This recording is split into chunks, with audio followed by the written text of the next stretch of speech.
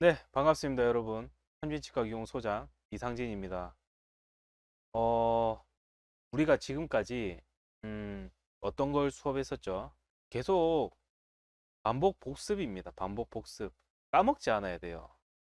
제가 뭐 잘 아실진 모르겠지만 제가 치기공과를 다니면서 3년 동안 수석을 했습니다.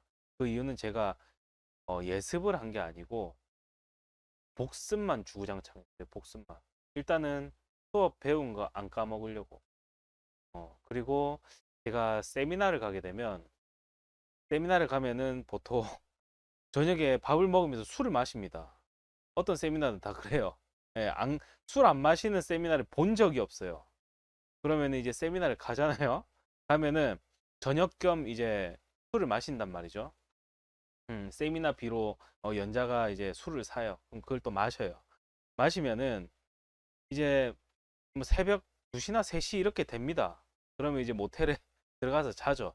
보통 이제 세미나, 비싼 세미나들은 주말 세미나 해가지고 3주나 4주 정도 진행이 되니까. 근데 그렇게 모텔에 들어오면은 바로 이제 술 취해서 뻗어서 자는 사람이 있는 반면에 저처럼 노트를 펴가지고 그때 막 이제 연자는 빨리빨리 말하고 그 다음에 프레젠테이션도 빨리빨리 넘어가기 때문에 막 날글씨처럼 막 써 있어요. 제 메모장에. 그러면은 이제 그거를 다른 공책에다가 어 최대한 제정신 차려가지고 다 다시 기입을 하죠. 세미나 가서도 다 그렇게를 했어요. 네. 그게 제 공부와 수업의 철학입니다. 음. 그래서 아, 왜 계속 똑같은 거 반복해서 얘기해? 왜 똑같은 거 계속 얘기해? 이렇게 생각하기보다는 이왕 본인들이 돈 내고 시간 써가면서 지금 제 영상을 보고 있잖아요. 그렇기 때문에 이왕 그렇게 돈 쓰고 시간 써서 음, 제 영상을 봤으면 까먹으면 너무 아깝지 않습니까? 게다가 이거 어, 날짜가 지나거나 이러면 다시 볼 수도 없잖아요.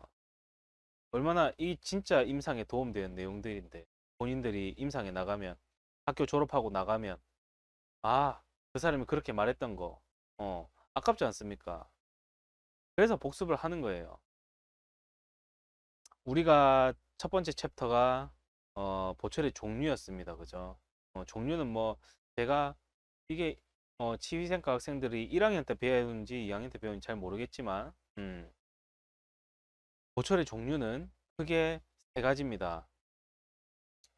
크라운, 그 다음에 인레이, 그리고 벤처. 뭐 그 외에도 많아요. 사실은 대표적인 게 얘네들이지. 교정도 어떻게 보면은 뭐 보철 쪽으로 들어가는 거고, 그리고 스플린트, 이갈이 장치, 코골이 장치 이런 어플라이언스도 다 장치로 그 보철로 들어갑니다. 하지만 어, 대표적인 게 이 세 가지이기 때문에 세 가지를 말하는 거고, 그 다음에 인레이는 골드 인레이, 그리고 레진 인레이, 세렉 인레이 이렇게 있고, 크라운은 골드 크라운, 그 다음에 KFM, 그리고 지르 크라운. 그리고 다른 파트로 약간 이제 벗어나면은 신미 보철, 전치부만 이제 따로 분류해서 얘기를 해요. 어, 기공수가도 비쌉니다. 신미 보철은. 그리고 덴처는 파샬 덴처와 풀 덴처 이렇게 나눠져 있죠. 그리고 우리가 교합기에 대해서 공부를 했죠. 교합기의 개발 과정. 그러면서 음, 해부학적 교합기가 어떤 게 있고 그 다음에 운동학적 교합기는 어떤 게 있다. 오늘 배울 거는 본인들이 진료실에서 일을 하다 보면은 절대 피해갈 수 없는 이야기 중에 하나입니다. 그게 뭐냐면 교합 고경이에요. 교합 고경이 필요한 사람이 누구냐면 교합이 되지 않는 사람입니다. 교합을 잃어버린 사람이에요. 그러면은 교합을 잃어버린 사람이 누굴까? 한번 생각 한번 해보시겠어요? 교합을 잃어버린 사람. 자, 제가 간단하게 이제 설명을 하면은 첫 번째가 뭐가 있냐면 어, 이갈이가 너무 심해서 치아가 다 닳아져 버려 가지고 위에 니도 치아가 다 닳았고 밑에 니도 치아가 다 닳아 가지고 점점 이제 그 하관이 올라가게 되는 거죠. 그죠? 위에가 내려오기는 힘들 거잖아요. 사실은 위에도 내려옵니다. 이게 교합 고경이 낮아지면은 제가 그 전에 교합에서도 얘기를 했지만 입을 벌리면은 하악도 내려가지만 이 두개골도 뒤로 가듯이 교합 고경이 낮아지면 두개골도 약간 앞으로 오고 하악골도 위로 살짝 올라갑니다. 왜? 인간은 그래요. 그렇기 때문에 우리가 고개를 숙이게 되면은 당연히 거북목이 되는 거고 이제 그 거북목을 이제 유지하기 위해서 사람은 머리를 앞으로 빼게 돼 있습니다. 사람은 왜? 균형을 잡기 위해서. 그렇기 때문에 우리 그 지팡이 집은 등급은 할머니들 보면은 다 어, 얼굴을 앞으로 빼고 있지 않습니까? 그게 다 그런 분들 보통 보면요. 치아가 제대로 된 사람이 하나도 없어요. 치아만 교합 고경을 똑바로 잡고 그리고 교합 평면만 똑바로 잡으면 그 사람은 등을 굽을 일이 없습니다. 반대로 얘기해서 등을 굽은 사람한테 아무리 우리가 카이로프락틱이라든지 아니면 도수 치료라든지 이런 걸 해가지고 등을 똑바로 놨음에도 불구하고 고철을 새로 그러니까 구강내를 다시 재건을 하지 않으면 그 사람은 다시 이렇게 됩니다. 왜? 결국 우리가 서 있는 힘은 입을 다물었을 때 그게 발휘가 되거든요. 물론 다 연동돼 있어요. 몸은 무슨 말이냐면 본인들이 어 뭐 높은 의자가 있는 이런 식당 우리가 그 마트 같은 데 가면은 식당들 막 모여 있잖아요. 그런데 일식집에 같은 데 보면은 우리가 바 의자 같은 데 앉지 않습니까? 그러면은 본인이 밥 먹을 때 불편할 때가 있고 아닐 때가 있어요.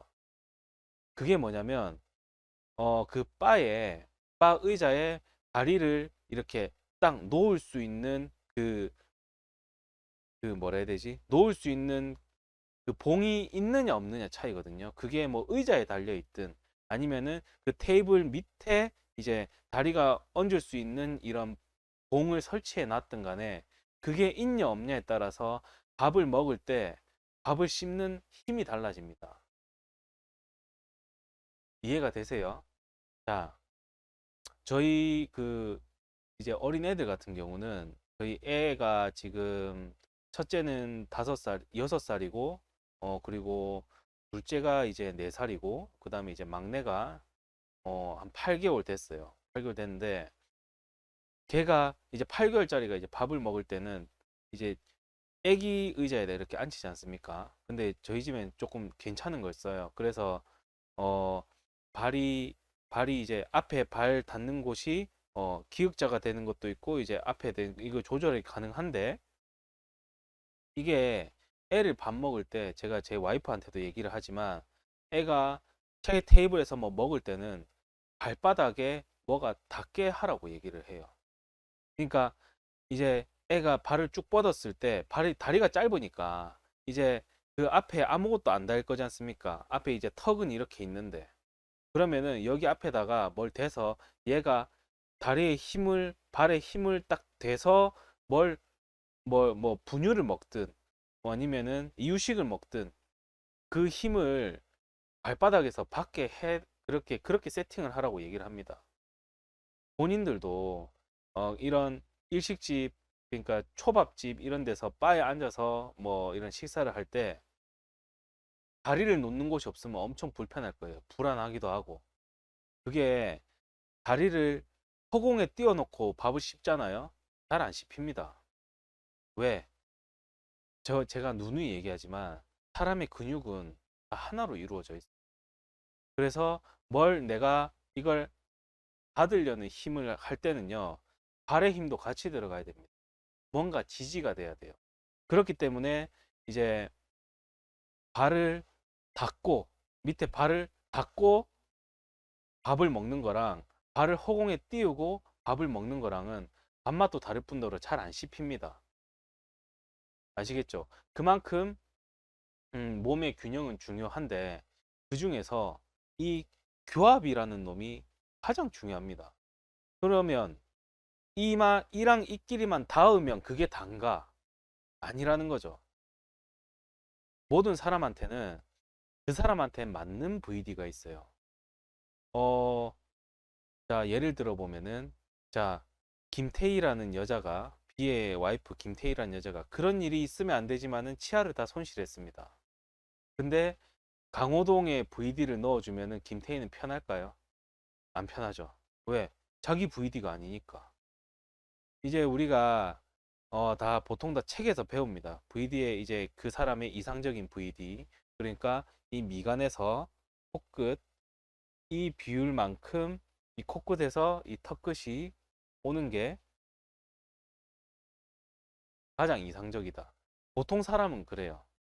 보통 사람은. 근데 이갈이를 많이 하거나 아니면은 치아 뭐 어떤 사고로 인해서 치아들이 다 파손이 됐을 경우에 그거를 이런 비율 그리고 치아의 교합 평면 그리고 측방 교합 풀 밸런스 가이드 이런 걸 잘 모르는 치과 기공사가 보철을 만들어서 들어갔을 때는 그 사람은 한순간 어 장이 한순간이 아니고 신압으로 병신이 돼가고 있는 거예요. 왜? 그 교합에 딱 돼버리면은 사람이 그 사람한테 낮은 교합이 돼버리면은 당연히 좀 더 우리가 교군을 더 많이 써야 되고 그리고 당길 때 원래 이 설골근 같은 게 더 많이 힘을 발휘해서 당겨줘야 되고 뭐 외측이 돌근도 마찬가지고 내측이 돌근도 마찬가지고 저작근도 모든 저작근도 이거에 대해 스트레스를 받는다는 거죠. 그러면은 이 사람한테 가장 이상적인 VD가 뭔가?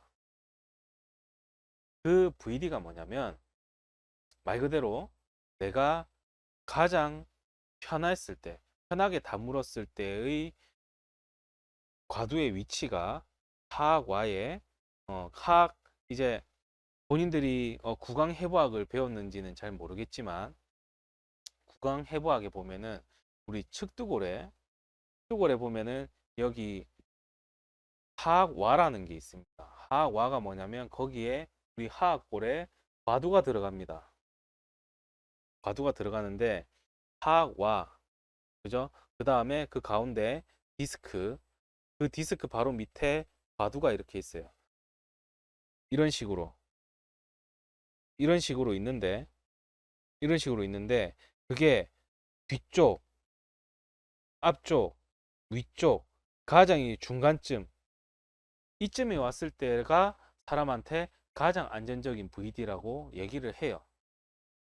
실제로도 제가 보초를 만들고 원장님이랑 디스커션을 해봐도 환자들의 만족도는 이 과두의 이 위치가 가장 환자의 만족도가 높았어요. 그러면은 어떻게 하면 이렇게 만들어 줄 수 있느냐? 그러면은 VD가 높아 VD가 입을 더 벌리게 되면은 벌어지게 그 환자한테 풀 케이스든 덴처를 만들어 주면은 과두는 내려오나? 내려올까요? 아니죠. VD를 이 환자는 원래 이 높이로 만들어 줘야 되는데 어 뭐 실수로 인해서 약간 이렇게 입이 떠지는 이 높이로 교합이 되게 많이 만들었다 쳐요. 그러면은 과두는 내려올까요? 아니죠. 이거는 본인들이 치과에서 파노라마 찍어보면 알아요. 우리가 파노라마를 찍을 때 화이트 포크를 물잖아요. 이건 물고 찍으라 하잖아요. 왜? 치아 위에 치아 아래 치아 이거 좀 분리해서 찍기 위해서 이거를 앞으로 이렇게 물고 입을 물고 찍으면요. 이 파노라마 사진의 과두가 다 이제 앞쪽에 이렇게 다 붙어 있습니다. 이렇게. 왜? 입을 벌리고 있기 때문에. 교학 고경이 높여져 있기 때문에. 맞지 않습니까? 그래서 그 환자한테 알맞은 부위들을 체킹할 때는 이거 바이트 포크를 물지 말고 사진을 찍으라고 얘기를 해야 됩니다. 뭐 더 중요한 거는 제가 수업을 진행하면서 더 얘기를 할게요. 음, 어쨌든 수업을 진행하기 전에 이런 기본적인 서로는 알아야 본인들이 이해하기가 쉬울 겁니다. 그래서 얘기를 하는 거예요. 자, 어디까지 얘기했지? 그러면은 그 사람이 VD가 낮으면 이제 하악골이 더 위로 가는 거잖아요. 그러면은 이 사람의 하악골은 위에 있을까? 아니죠. 아니죠. 하악골이 이 사람의 VD가 낮으면은 하악골이 이쪽 위쪽으로 가는 게 아니고 회전을 해가지고 위쪽으로 갑니다. 그래서 VD가 낮은 사람들을 보면은 과두가 뒤쪽으로 가 있어요. 이렇게 뒤쪽으로. 이런 사람들은 그럼 우리가 턱을 앞으로 빼줘야 됩니까? 턱을 앞으로 빼주면은 얘가 이렇게 올까요? 오긴 오겠지. 오긴 오겠는데 그게 실제로 환자가 편한 상태의 하악골 상태일까요? 아니라는 거죠.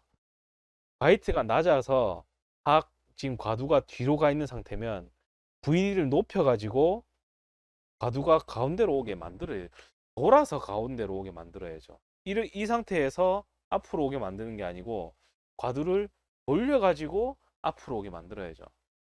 그 방법은 무지무지 쉽습니다. 그 방법은.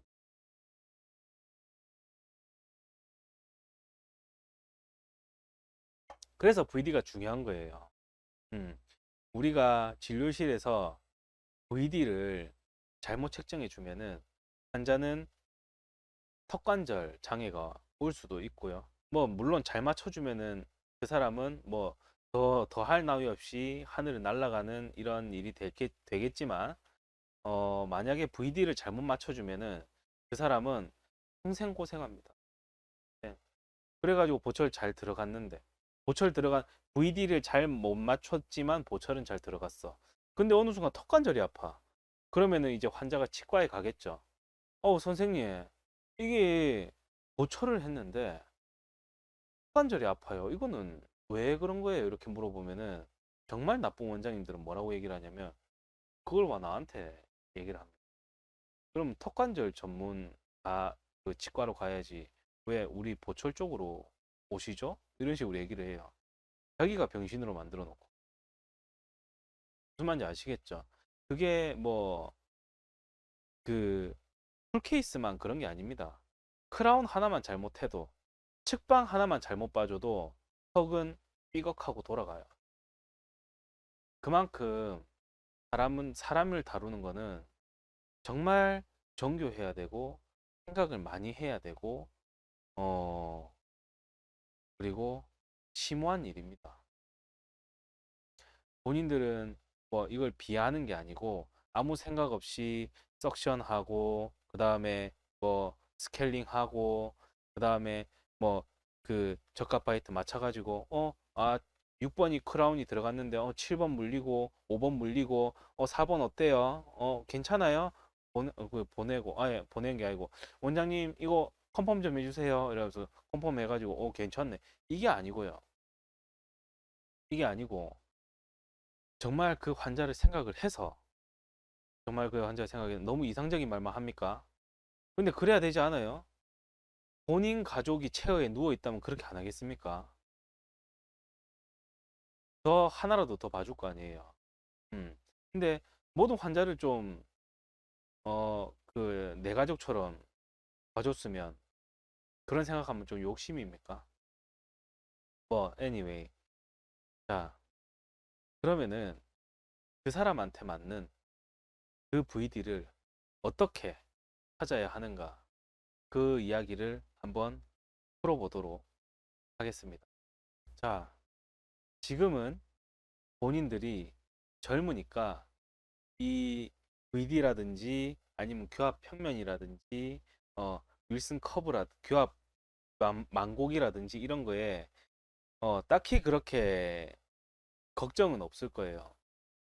실제로 그렇죠. 근데 치과에 가보면은 진짜 치아 하나라도 어, 뽑기 싫어하는 사람이 있습니다. 뭐 본인들도 그렇겠지만 더 절실한 사람은 진짜 치아 하나 남은 사람. 내 평생에 내 치아 하나 남은 사람. 이런 사람들은 정말 너무 뽑기 싫어하거든요. 진짜. 이거 부모가 물려주신 것 중에 내 치아 진짜 단 하나 남은 건데 이걸 뽑아버리면은 이제 너무 공허해지고 사람이 막 우울감도 오고 진짜 실제로 그럽니다. 제 아는 형님도 나이가 40대 초반밖에 안 됐는데 치주가 안 좋아가지고 치아를 다 뽑아야 되는 상황이 생겼어요. 그래가지고 원장님이 뽑아야 되네 만에 이제 이런 얘기를 하는데 저한테 며칠만 더 시간을 달라고 얘기를 했어요. 왜? 뽑는 건 알겠어요. 그 자리에서 지금 뽑아야 될 치아가 한 6개인가? 8개인가? 이래 된 거니까 얼마나 충격입니까? 본인한테는. 그래서 시간을 달라고 이래가지고 한 일주일 동안 진짜 자기 입으로 자기 치아로 먹을 거 다 먹어보고 그리고 나서 어, 다 뽑고 그 다음에 치아 그 본 생기는 거 기다렸다가 덴처를 넣었죠. 풀덴처 위아래 다. 그러고 나서도 사람이 우울증이 와버렸습니다. 그래야 병원 치료받고. 치아라는 게 그래요. 물론 그 형님은 어, 좋은 덴처를 하셔가지고 지금 건강하게 살고 있습니다. 네. 얼마나 생각하고 고민하고 제가 만들었겠습니까? 자, 그러면은 토론은 여기까지 하고 자, 이제 실제로 VD가 어떻게 진행이 돼야 되고 왜 그렇게 진행이 돼야 되고 왜 꼭 그렇게 해야만 하는 건지 제가 그 이야기를 풀어보도록 하겠습니다.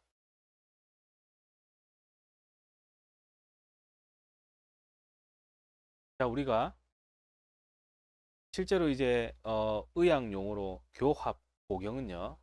우리 그 상악의 베스튜블루에 무슨 말이냐면 잇몸과 그 다음에 우리 이 근육들 있잖아요. 이거 이 혀근 그 다음에 입술근 이런 근육들이 만나는 경계선이라는 게 있습니다. 그거를 덴처에서는 보더라고 얘기를 하고 인체에서는 베스튜블루라고 얘기를 해요. 잇몸이 이렇게 있고 여기 이제 치아가 이렇게 있겠죠. 치아가 있는데 여기에 이제 볼 근육이 이렇게 있는 거죠. 볼 근육. 이 부분을 잘 이해가 안 되신다면 우리가 이제 밥을 먹다가 여기 이 깊숙한 곳에 뭐가 끼면은 우리가 혓바닥으로 이렇게 하든가 아니면은 손가락 집어넣어서 빼잖아요. 그 가장 깊은 부위를 베스티뷸블루라고 합니다. 예. 자, 사람의 이제 교합고경이 몇 밀리다, 교합고경이 얼마다 이렇게 얘기를 할 때는 그 기준이 있어요. 기준이 뭐냐면 상악 4, 5번 사이의 베스티뷸블루 점과 그다음에 하악의 4번 아니면 5번 뭐 그 비슷하거든요. 거기에 베스티뷸블루를 이제 수직으로 잰 길이 그거를 우리가 교합 고경 영어로 vertical dimension이라고 합니다. 음. 이거를 또 상악 하악 나눠요. 무슨 말이냐면 이제 사람 잇몸 입안에는 이제 교합 평면이라는 게 있지 않습니까? 그래서 교합 평면이 뭡니까 근데 교합 평면. 자, 교합 평면을 설명해 드릴게요. 교합 평면이라는 거는 우리 하악골에 우리 하악의 전치부 두 개의 만나는 이 절치점과 그 다음에 뭐 6번이면 6번이 남아 있으면 6번, 7번이 남아 있으면 7번, 8번은 제외. 거기에 원심 교두를 이은 선이 교합선이 되겠죠. 그죠? 그 교합선을 면으로 만든 게 교합평면입니다. 교합평면.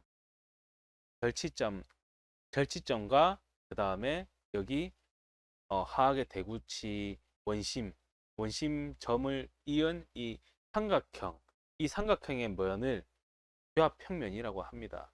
근데 이제 상악의 교합평면과 하악의 교합평면이 한 2mm 정도 차이가 나요. 왜? 상악은 하악을 덮으니까. 그죠? 그래서 하악 같은 경우는 하악의 이제 교합 고경을 만들어 주기 위해서 그 수치를 만들어 줄 때는 보통 이제 18mm 정도라고 하고요. 그 다음에 상악은 22mm 정도라고 합니다. 그래서 우리가 왁스림이라는 걸 만들 때 위아래를 40mm로 딱 책정을 해서 만들어줘요. 그게 이제 책에서 만들어라는 교합 고경 40mm입니다. 근데 점점 시간이 지나면 지날수록 점점 그 교합 고경은 낮아지고는 있어요. 낮아지고는 있는데 우리가 왁스림이라는 거를 낮게 해서 만들어가면은 그 왁스를 녹여서 첨가를 해야 되지 않습니까? 근데 애초에 좀 약간 뭐 그 사람한테 높을 수는 있지만 높게 만들어 가면은 우리가 나이프로 잘라내 버리면 되는 거거든요. 이건 뭐가 더 쉽겠습니까? 당연히 약간 높은 게 더 쉽겠죠? 그래서 40mm로 이렇게 만들어 갔는데, 자, 교합 고경이라는 단어를 정의를 내리자면, 방금은 뭐 교합 고경에 덕지덕지 붙은 내용을 얘기한 거지만, 교합 고경은 그 사람의 상악의 4, 5번 사이의 베스티블로, 하악의 4번이나 5번 사이에 있는 그 점의 베스티블로를 수직으로 이은 그 길이를 교합 고경이라고 합니다.